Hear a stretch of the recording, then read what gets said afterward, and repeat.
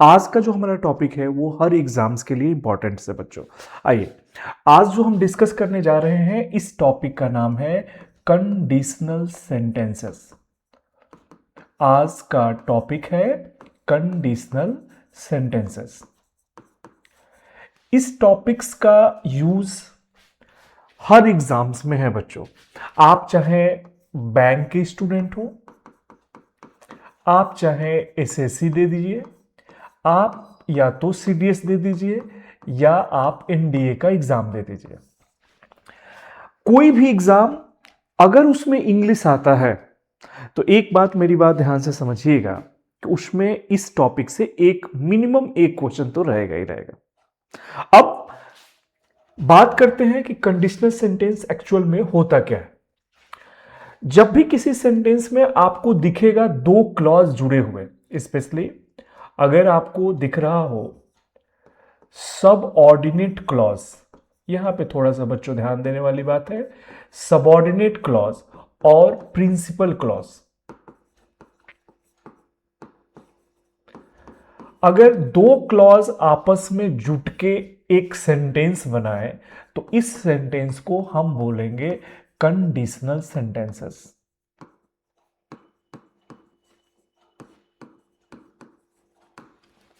इसको देखो बच्चों, कंडीशनल सेंटेंस का मतलब जब सबऑर्डिनेट क्लॉज और प्रिंसिपल क्लॉज आपस में ऐड हो रहे हो। अब मेरी बात थोड़ा सा आपको ध्यान से समझने लायक है। समझना यह है कि हम कैसे पहचानेंगे कि कौन सा पार्ट सबऑर्डिनेट क्लॉज है, कौन सा पार्ट प्रिंसिपल क्लॉज है। तो देखो बच्चों, थोड़ा सा कंजक्शन के बारे में आपको नॉलेज होना चाहिए। आपको पता है कंजक्शन का काम होता है दो सेंटेंस, दो वर्ड्स को आपस में जोड़ना। कंजक्शन थ्री कैटेगरी में डिवाइड होता है। एक होता है कोऑर्डिनेट कंजक्शंस, एक होता है सबऑर्डिनेट कंजक्शंस। जब सबऑर्डिनेट कंजक्शन दो सेंटेंस को आपस में जोड़ता है तो एक सेंटेंस दूसरे पर डिपेंड हो जाता है। जैसे मैं मान के चलिए इफ एक कंडीशनल सेंटेंस, इफ जो है एक सबऑर्डिनेट कंजक्शन है, और इसका मैं आपको एक एग्जांपल बताता हूं। जैसे बच्चों मैंने कहा you will qualify your examination if you study hard. इस पॉइंट को देखो बच्चों, you will qualify your examination if you study hard. अब इसमें कंजक्शन है इफ। इफ जब इन दो सेंटेंस को आपस में जोड़ा है तो एक सेंटेंस दूसरे पे क्या हो गया है, डिपेंड हो गया है। तो अब देखो बच्चों, ये जो कंजक्शन है सबऑर्डिनेट कंजक्शन है।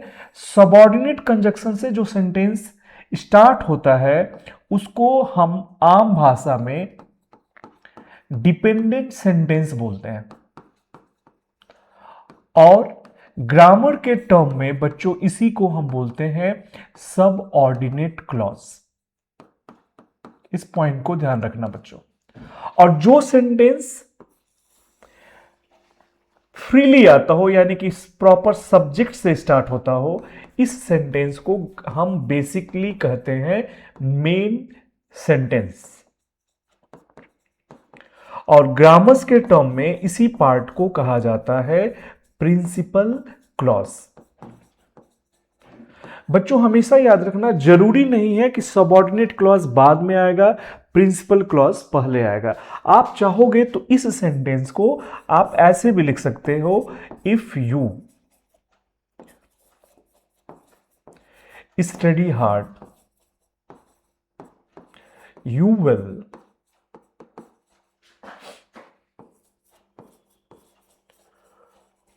Qualify your examination. आप इस टाइप के सेंटेंस को ऐसे भी लिख सकते हैं। अब यहां पे ये वाला जो पार्ट है जो इफ से स्टार्ट हुआ है, ये है सबऑर्डिनेट क्लॉज।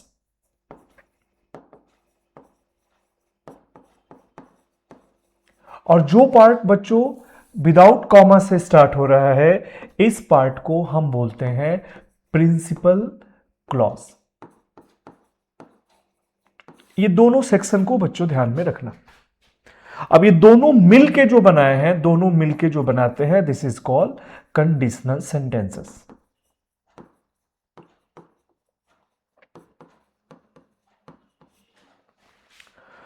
मैंने आपको कंडीशनल सेंटेंस के बारे में अच्छे से समझा दिया।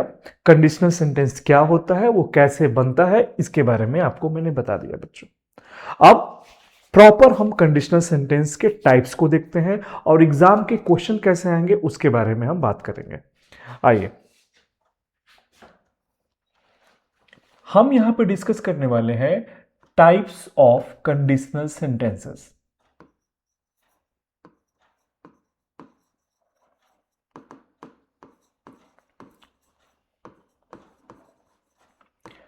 टाइप्स ऑफ कंडीशनल सेंटेंसेस, इस सेक्शन को देखो बच्चों।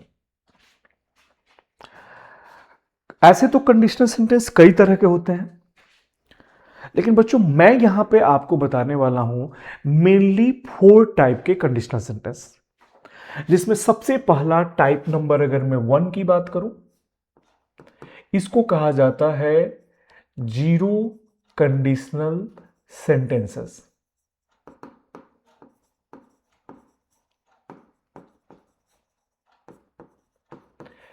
बच्चों इसके जो क्वेश्चंस आएंगे पेपर में, उसके क्वेश्चंस स्ट्रक्चर बेस्ड होंगे। अगर आपको स्ट्रक्चर पे अच्छा कमांड है तो आपसे इसके क्वेश्चन इजीली बनेंगे बच्चों। अब कैसे समझना है, अगर मैं स्ट्रक्चर से समझाऊं तो आप बहुत अच्छे से समझोगे। हम सबसे पहले स्ट्रक्चर देखेंगे। मैं स्ट्रक्चर लिख रहा हूं यहां पे सब ऑर्डिनेट क्लॉज के,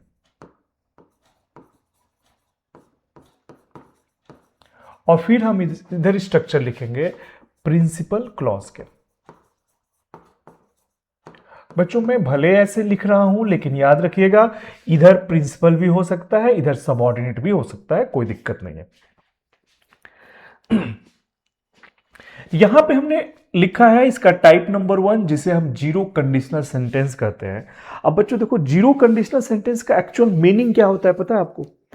एक ऐसा सेंटेंस जो डिनोट करता है फैक्ट को। किसकी बात करता है?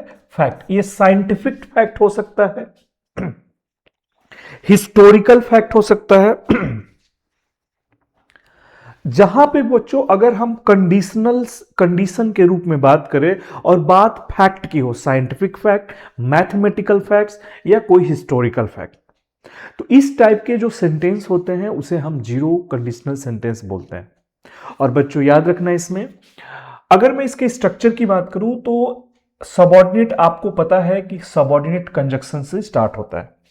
तो मेनली 10 ऐसे कंजक्शन है जिससे ये सेंटेंस बनता है, जिसमें सबसे पहला इफ होता है, फिर in case, until, unless, before, after, when, while, as, since. यहां पे बट एग्जांपल में मैं सिर्फ इफ को लेके आपको समझाता हूं। देखो बच्चों, इफ के बाद अगर आपको दिखता हो कंडीशनल सेंटेंस कैसे बनता है, अगर आपको इफ दिखे यहां पे और उसके बाद यहां पे दिख जाए आपको प्रेजेंट इंडेफिनिट टेंस, आप इसे प्रेजेंट इंडेफिनिट भी बोल सकते हो या इसको बच्चों आप सिंपल प्रेजेंट बोल सकते हो। अगर पेपर में आपको फैक्ट दर्शाना हो यानी जीरो कंडीशनल की बात करनी हो, तो वहां पे इफ के बाद अगर प्रेजेंट इंडेफिनिट, इसका स्ट्रक्चर होता है सब्जेक्ट प्लस वर्ब की फर्स्ट फॉर्म या वर्ब की फिफ्थ फॉर्म। फिफ्थ फॉर्म का मतलब क्या होता है? वर्ब में एस ईएस लगा हुआ हो और फिर उसके बाद ऑब्जेक्ट हो। तो जीरो कंडीशनल सेंटेंस कैसे बनता है बच्चों? सब्जेक्ट V1 और V5 plus object.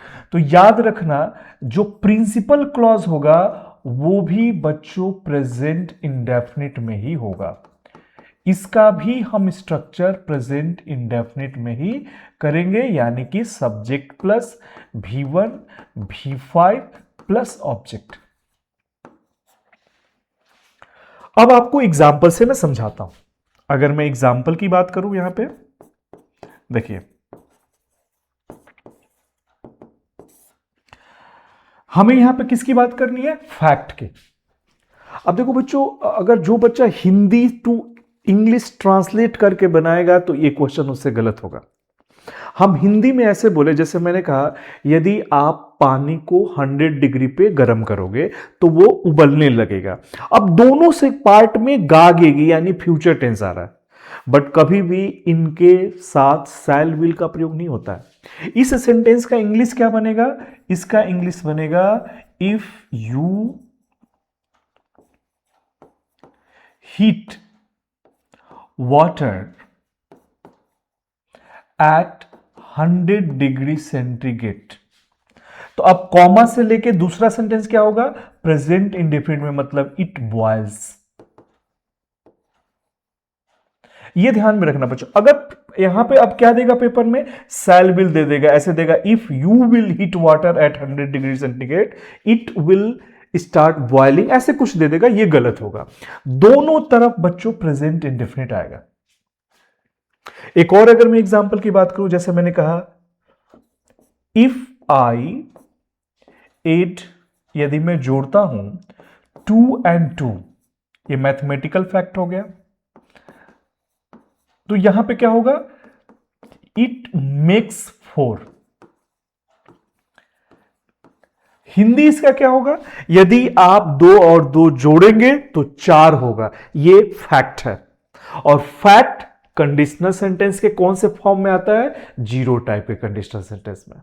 I hope कि आपको जीरो, अब इसमें आपको अगर बच्चों शैल विल यहां पे लिखा हुआ मिल जाए या यहां पे कैन कुड शैल विल का प्रयोग दिख जाए तो वो गलत होगा। इसको हम बोलते हैं जीरो टाइप कंडीशनल सेंटेंस। यानी अब हम बात करेंगे सेकंड टाइप के। आई होप कि आपको ये पॉइंट अच्छे से समझ में आ गया होगा। आइए नेक्स्ट की तरफ चलते हैं। टाइप नंबर 2, इसको हम किस नाम से जानते हैं? इसको हम बोलते हैं future time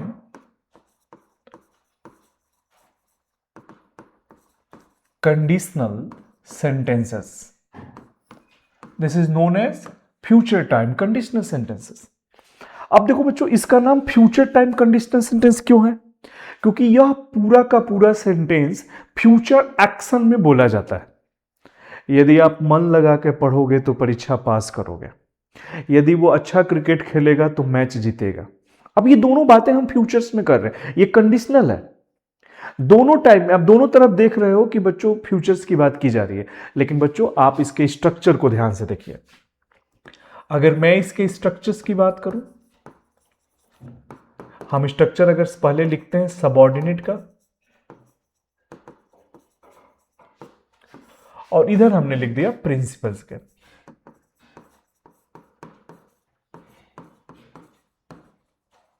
subordinate and principles. बच्चों ये कैसे स्टार्ट होता है? इफ, इसके बाद यहां पे भी आता है सब्जेक्ट, V1 या V5 आएगा प्लस ऑब्जेक्ट, यानी कि प्रेजेंट इंडेफिनिट वाला स्ट्रक्चर इसमें भी आता है। लेकिन इसका जो प्रिंसिपल होता है, इस पार्ट का जो प्रिंसिपल होता है वो कभी प्रेजेंट में नहीं होता है, वो मॉडल वर्ब की मदद से आता है।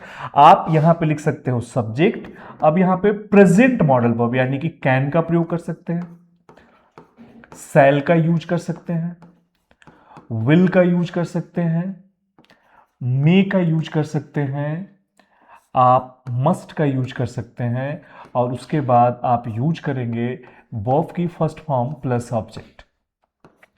अब अगर एग्जाम में यहां कुड दे दे, शैल का शुड, विल का वुड, मे का माइट, तो ये गलत है। इस स्ट्रक्चर के साथ हमेशा प्रिंसिपल क्लॉज, इसी परमानेंट यही स्ट्रक्चर आएगा। मेरी बात ध्यान समझिए। अब जैसे मैंने, अब मान लीजिए मैं आपको ऐसे लिख के एग्जांपल से समझाता हूं। मैंने लिखा कि यदि आप मन लगा के पढ़ोगे, मैंने कहा if you will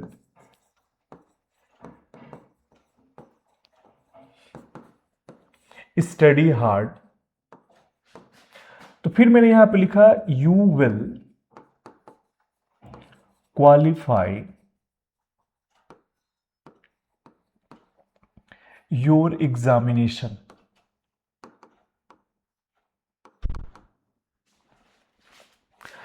if you will study hard you will qualify your examination. अब दोनों तरफ फ्यूचर, अगर कोई बच्चा ट्रांसलेशन की तरह इसको करेगा तो बेटा वो मिस्टेक करेगा, क्योंकि हमको पता है यह फ्यूचर टाइम कंडीशनल सेंटेंस है। सब्जेक्ट के बाद हमेशा या तो V1 आएगा या तो V5 आएगा। ये विल तो कभी भी किसी कीमत पे यहां पे नहीं आएगा। और बच्चों एक ट्रिक बताऊं आपको, कभी भी पेपर में अगर आपको इफ दिखता हो, इन केस दिखता हो, अनटिल दिखता हो, unless, when, while, before, after, as, since, इनके बाद आने वाला सेंटेंस में अगर शैल विल का यूज किया गया है तो वो गलत है, पॉसिबल ही नहीं है। इन कंजक्शन के बाद कभी फ्यूचर टेंस का यूज नहीं किया जाता है। आप यहां पे भी इस बात को ध्यान में रखिए। कई बार आपको पेपर में ऐसे भी क्वेश्चंस मिल जाएगा, जैसे मैंने लिखा यहां पे, wait here until I shall come back. अब यह सेंटेंस बोलने में सही है कि आप प्रतीक्षा करो जब तक मैं वापस आऊंगा। अब लेकिन अनटिल के साथ तो कभी फ्यूचर आता ही नहीं, ये शैल गलत है। यह भी एक तरह का फ्यूचर टाइम कंडीशनल सेंटेंस है। तो फ्यूचर टाइप कंडीशनल सेंटेंस जब भी दिखेगा तो क्या ध्यान रखना है कि इफ के बाद क्या आएगा, present indefinite, but principal clause में can, shall, will, may, must, V1 plus object ही आएगा। मुझे विश्वास है कि यह टाइप भी आपको समझ में आ गया। अब बारी आती है टाइप नंबर 2 की, सॉरी टाइप नंबर 3 की। अभी हमने 2 तो डिस्कस कर लिया, अब हम 3 की बात करते हैं। 3 क्या कहता है, इसको हम लोग बोलते हैं अनरियल कंडीशनल सेंटेंसेस।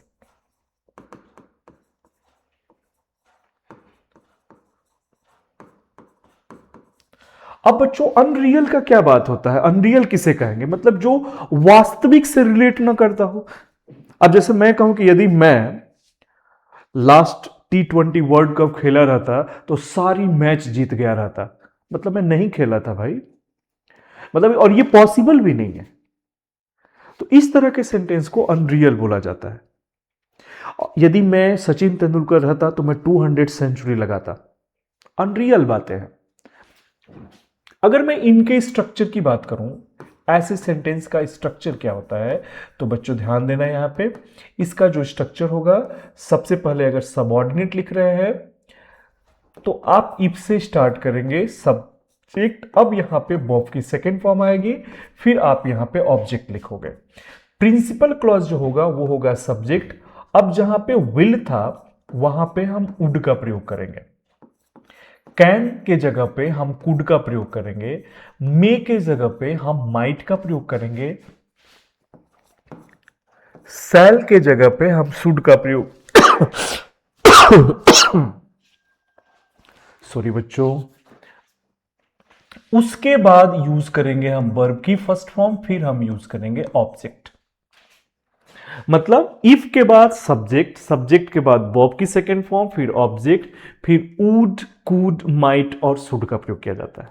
अब जैसे मान लीजिए कैसे एग्जाम में क्वेश्चन दिया जाए, मैंने कहा कि यदि मैं, इफ आना है अगर वर्ब की सेकेंड फॉर्म दिख रही है, तो बच्चों याद रखना इसका मॉडल वर्ब जो यहां पे होगा वो पास्ट मॉडल वर्ब होगा।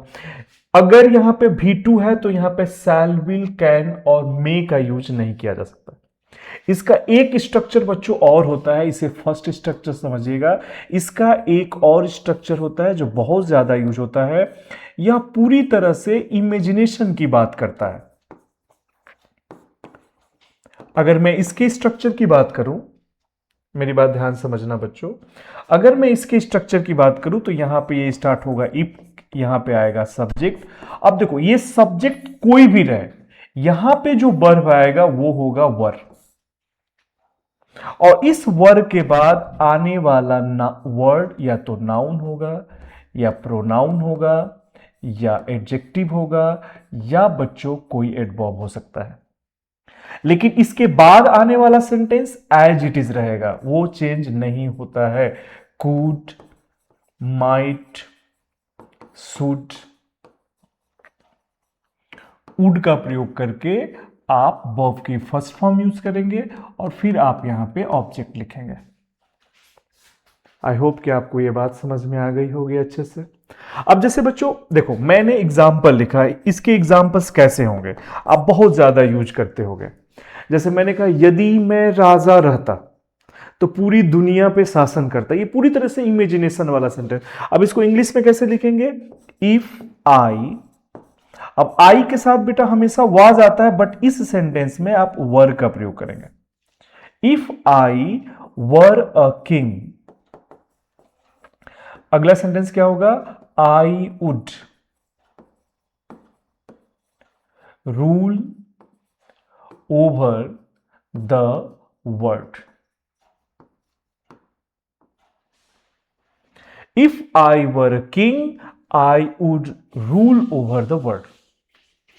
ये बात समझ में आ गई? जैसे मैंने एक और एग्जांपल लिखा, यदि वह चिड़िया होती। इफ सी वर, यहां पे वाज एग्जाम में देगा, गलत होगा। If C were a bird तो सी यूड फ्लाई टू मी, वो मेरे पास उड़ के आ जाते। तो जब भी पेपर में बच्चों टाइप 3 में दो तरह के स्ट्रक्चर आते हैं, क्वेश्चंस जहां पे मैंने अंडरलाइन किया है वहीं पे आपके एग्जाम में इश्यूज आएगा। अब मैं बात करूंगा टाइप नंबर 4 की। टाइप नंबर 4 को हम क्या किस नाम से जानते हैं? इस नाम को बोलते हैं हम लोग अनफुलफिल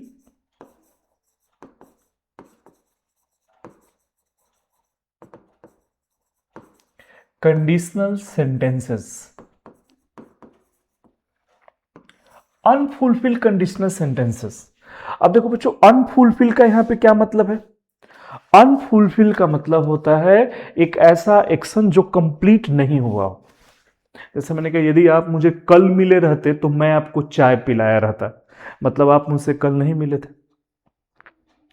यदि आप मुझे डिनर पे बुलाए रहते तो मैं जरूर आया रहता, मतलब आपने मुझे नहीं बुलाया था। एक्शन पूरा नहीं हुआ रहता है। इसका स्ट्रक्चर काफी अच्छा होता है बच्चों। देखो यहां पे, अगर मैं इसके स्ट्रक्चर की बात करूं,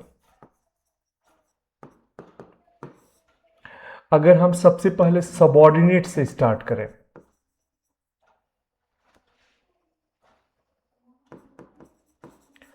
अगर मैं सबऑर्डिनेट की बात करूं तो बच्चा सबसे पहले अगर हम इफ का प्रयोग करेंगे और यहां पे आएगा सब्जेक्ट, यहां पे यूज होता है हैड, हैड के बाद आता है वर्ब की थर्ड फॉर्म, फिर आती है ऑब्जेक्ट। तो प्रिंसिपल क्या होगा ये ध्यान रखना है आपको। जो प्रिंसिपल क्लॉज बनेगा वो बनेगा सब्जेक्ट। अब यहां पे हमने यूज किया कोई भी मॉडल्स को। मैंने बाकी के स्ट्रक्चर में क्या बताया बच्चों आपको? बाकी के स्ट्रक्चर में मैंने समझाया है कि आपको यूज करना है कैन, शैल, विल, जबकि सेकेंड वाले में मैंने क्या बताया था? कैन के जगह कुड, विल के जगह वुड, मे के जगह माइट। लेकिन यहां पे हमने पूरा का पूरा मॉडल्स लिख दिया, यानी यहां पे कैन भी सही है, कुड भी सही है, मे भी सही है, माइट भी सही है, शैल भी सही है, शुड भी सही है, सारे मॉडल्स बहुत सही है। लेकिन इसके तुरंत बाद आने वाला वर्ड होगा वो होगा हैव, और हैव के साथ आपको पता है कि वर्ब की थर्ड फॉर्म आएगी, फिर ऑब्जेक्ट। आप चाहोगे तो इस स्ट्रक्चर को ऐसे भी लिखा जा सकता है। आप यह सेंटेंस हैड से भी स्टार्ट कर सकते हो। हैड प्लस सब्जेक्ट, सब्जेक्ट के बाद आएगा वर्ब की थर्ड फॉर्म, फिर आएगा ऑब्जेक्ट। यहां पे जो आएगा वो होगा आपका सब्जेक्ट, सब्जेक्ट के बाद होगा आपका मॉडल्स, मॉडल्स के बाद हैव, हैव के बाद आपका आएगा वर्ब की थर्ड फॉर्म, फिर होगा आपका ऑब्जेक्ट। इसके अगर एग्जाम्पल्स की बात करें, जैसे मैंने कहा, यदि तुम मुझे बुलाए रहते, if you had called me, तो इसके बाद हम लिखेंगे यहां पे आई वुड हैव